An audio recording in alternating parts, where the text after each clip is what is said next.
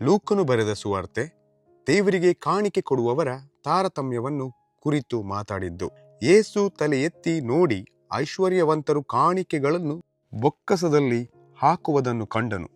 ಆಗ ಒಬ್ಬ ಬಡ ವಿಧವೆಯು ಬಂದು 2 ಕಾಸುಗಳನ್ನು ಹಾಕಲು ಆತನು ಅದನ್ನು ನೋಡಿ, ನಿಮಗೆ ಸತ್ಯವಾಗಿ ಹೇಳುತ್ತೇನೆ, ಈ ಬಡ ವಿಧವೆ ಎಲ್ಲರಿಗಿಂತಲೂ ಹೆಚ್ಚು ಹಾಕಿದ್ದಾಳೆ.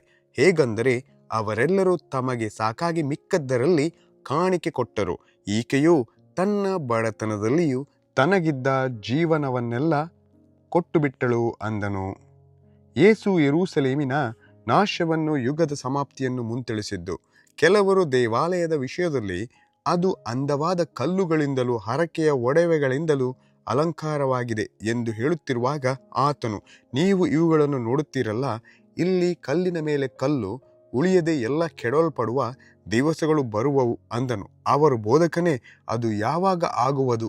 ಅದು ಸಂಭವಿಸುವುದಕ್ಕಿರುವಾಗ ಯಾವ ಸೂಚನೆ ತೋರುವುದು ಎಂದು ಆತನನ್ನು ಕೇಳಲು ಆತನು ಹೇಳಿದ್ದೇನೆಂದರೆ, ನೀವು ಮೋಸ ಹೋಗದಂತೆ ನೋಡಿಕೊಳ್ಳಿರಿ.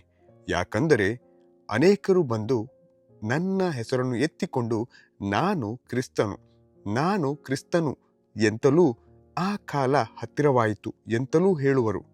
ಅವರ ಹಿಂದೆ ಹೋಗಬೇಡಿರಿ. ಇದಲ್ಲದೆ ಯುದ್ಧಗಳು ಗಲಿಬಿಲಿಗಳು ಆಗುವುದನ್ನು ನೀವು ಕೇಳುವಾಗ ದಿಗಿಲು ಪಡಬೇಡಿರಿ. ಯಾಕಂದರೆ ಇದೆಲ್ಲ ಮೊದಲು ಆಗುವುದು ಅಗತ್ಯ, ಆದರೂ ಕೂಡಲೇ ಅಂತ್ಯ ಬರುವುದಿಲ್ಲ ಅಂದನು. ಆಗ ಆತನು ಅವರಿಗೆ ಹೇಳಿದ್ದೇನೆಂದರೆ, ಜನಕ್ಕೆ ವಿರೋಧವಾಗಿ ಜನವು, ರಾಜ್ಯಕ್ಕೆ ವಿರೋಧವಾಗಿ ರಾಜ್ಯವು ಏಳುವವು ಮತ್ತು ಮಹಾಭೂಕಂಪಗಳಾಗುವವು. ಅಲ್ಲಲ್ಲಿ ಬರಗಳು, ಉಪದ್ರವಗಳು ಬರುವವು. ಉತ್ಪಾತಗಳು, ಆಕಾಶದಲ್ಲಿ ಮಹಾಸೂಚನೆಗಳು ತೋರುವವು.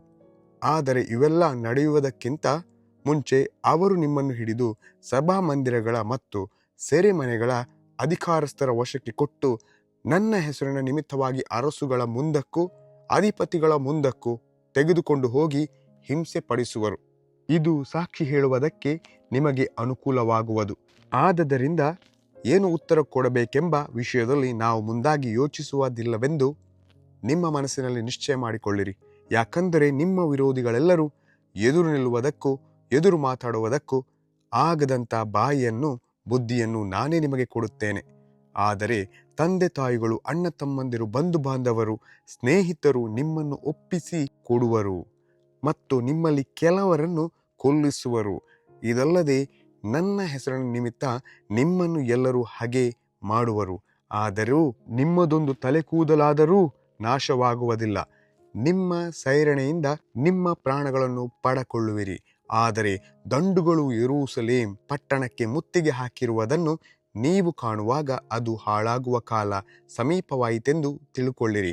ಆಗ ಯೂದಾಯದಲ್ಲಿರುವವರು ಬೆಟ್ಟಗಳಿಗೆ ಓಡಿ ಹೋಗಲಿ, ಆ ಪಟ್ಟಣದಲ್ಲಿರುವವರು ಅದರೊಳಗಿಂದ ಹೊರಟು ಹೋಗಲಿ, ಹಳ್ಳಿಯವರು ಅದರೊಳಗೆ ಹೋಗದಿರಲಿ. ಯಾಕಂದರೆ ಬರೆದಿರುವುದೆಲ್ಲ ನೆರವೇರುವುದಕ್ಕಾಗಿ ಅವು ದಂಡನೆಯ ದಿವಸಗಳಾಗಿವೆ. ಆ ದಿನಗಳಲ್ಲಿ ಬಸುರಿಯರಿಗೂ ಮೊಲೆಕೂಸಿರುವ ಹೆಂಗಸರಿಗೂ ಆಗುವ ಕಷ್ಟವನ್ನು ಏನು ಹೇಳಲಿ? ಈ ಸೀಮೆಯ ಮೇಲೆ ಮಹಾವಿಪತ್ತು, ಈ ಜನರಿಗೆ ಉಗ್ರ ದಂಡನೆಯೂ ಆಗುವವು. ಅವರು ಕತ್ತಿಯ ಬಾಯಿಗೆ ಬೀಳುವರು. ಅವರನ್ನು ಅನ್ಯ ದೇಶಗಳಿಗೆಲ್ಲ ಸೆರೆ ಹಿಡಿದುಕೊಂಡು ಹೋಗುವರು. ಅನ್ಯ ದೇಶದವರ ಸಮಯಗಳು ಪೂರೈಸುವ ತನಕ ಯೆರೂಸಲೇಮ್ ಪಟ್ಟಣವು ಅನ್ಯ ದೇಶದವರಿಂದ ತುಳಿದಾಡಲ್ಪಡುತ್ತಿರುವುದು. ಇದಲ್ಲದೆ ಸೂರ್ಯ, ಚಂದ್ರ, ನಕ್ಷತ್ರಗಳಲ್ಲಿ ಸೂಚನೆಗಳು ತೋರುವವು. ಭೂಮಿಯ ಮೇಲೆ ಸಮುದ್ರದ ಮತ್ತು ತೆರೆಗಳ ಘೋಷದ ನಿಮಿತ್ತವಾಗಿ ಜನಗಳಿಗೆ ದಿಕ್ಕು ಕಾಣದೆ ಸಂಕಟವು ಉಂಟಾಗುವುದು. ಆಕಾಶದ ಶಕ್ತಿಗಳು ಕದಲುವುದರಿಂದ ಮನುಷ್ಯರು ಭಯ ಹಿಡಿದವರಾಗಿ ಲೋಕಕ್ಕೆ ಏನೋ ಬರುವುದೋ ಎಂದು ಎದುರು ನೋಡುತ್ತಾ ಪ್ರಾಣ ಹೋದಂತಾಗುವರು. ಆಗ ಮನುಷ್ಯಕುಮಾರನು ಬಲದಿಂದಲೂ ಬಹು ಮಹಿಮೆಯಿಂದಲೂ ಮೇಘದಲ್ಲಿ ಬರುವುದನ್ನು ಕಾಣುವರು. ಆದರೆ ಇವು ಸಂಭವಿಸುವುದಕ್ಕೆ ತೊಡಗುವಾಗ ಮೇಲಕ್ಕೆ ನೋಡಿರಿ, ನಿಮ್ಮ ತಲೆ ಎತ್ತಿರಿ, ನಿಮ್ಮ ಬಿಡುಗಡೆಯು ಸಮೀಪವಾಗಿದೆ ಅಂದನು. ಆತನು ಅವರಿಗೆ ಒಂದು ಸಾಮ್ಯವನ್ನು ಕೊಟ್ಟು ಹೇಳಿದ್ದೇನೆಂದರೆ, ಅಂಜೂರ ಮುಂತಾದ ಮರಗಳನ್ನು ನೋಡಿರಿ.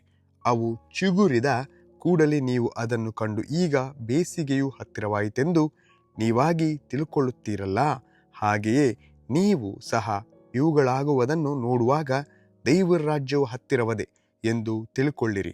ಎಲ್ಲ ಆಗುವ ತನಕ ಈ ಸಂತತಿಯು ಅಳಿದು ಹೋಗುವುದೇ ಇಲ್ಲವೆಂದು ನಿಮಗೆ ಸತ್ಯವಾಗಿ ಹೇಳುತ್ತೇನೆ. ಭೂಮ್ಯಾಕಾಶಗಳು ಅಳಿದು ಹೋಗುವವು, ಆದರೆ ನನ್ನ ಮಾತುಗಳು ಅಳಿದು ಹೋಗುವುದೇ ಇಲ್ಲ. ನಿಮ್ಮ ವಿಷಯದಲ್ಲಿ ಜಾಗರೂಕರಾಗಿರಿ. ಅತಿ ಭೋಜನದ ಮದಡಿನಿಂದಲೂ ಅಮಲಿನಿಂದಲೂ ಪ್ರಪಂಚದ ಚಿಂತೆಗಳಿಂದಲೂ ನಿಮ್ಮ ಹೃದಯಗಳು ಭಾರವಾಗಿರಲಾಗಿ ಆ ದಿವಸವು ನಿಮ್ಮ ಮೇಲೆ ಉರುಳಿನಂತೆ ಪಕ್ಕನೆ ಬಂದೀತು. ಆ ದಿವಸವು ಭೂನಿವಾಸಿಗಳೆಲ್ಲರ ಮೇಲೆ ಬರುವುದು. ಆದರೆ ಬರುವುದಕ್ಕಿರುವ ಇವೆಲ್ಲವುಗಳೊಳಗಿಂದ ತಪ್ಪಿಸಿಕೊಳ್ಳುವುದಕ್ಕೂ ಮನುಷ್ಯಕುಮಾರನ ಮುಂದೆ ನಿಂತುಕೊಳ್ಳುವುದಕ್ಕೂ ನೀವು ಪೂರ್ಣ ಶಕ್ತರಾಗುವಂತೆ ಎಲ್ಲ ಕಾಲದಲ್ಲಿಯೂ ದೇವರಿಗೆ ವಿಜ್ಞಾಪನೆ ಮಾಡಿಕೊಳ್ಳುತ್ತಾ ಎಚ್ಚರವಾಗಿರಿ ಅಂದನು. ಅಧಿಕಾರಿಗಳು ಯೇಸುವನ್ನು ಕೊಲ್ಲುವುದಕ್ಕೆ ಉಪಾಯ ಮಾಡಿದ್ದು.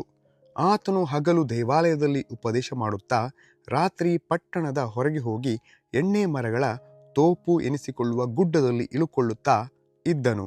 ಜನರೆಲ್ಲರೂ ಆತನ ಉಪದೇಶವನ್ನು ಕೇಳಬೇಕೆಂದು ಬೆಳಿಗ್ಗೆ ಎದ್ದು ದೇವಾಲಯಕ್ಕೆ ಆತನ ಬಳಿಗೆ ಬರುತ್ತಿದ್ದರು ಎಂಬುದೇ.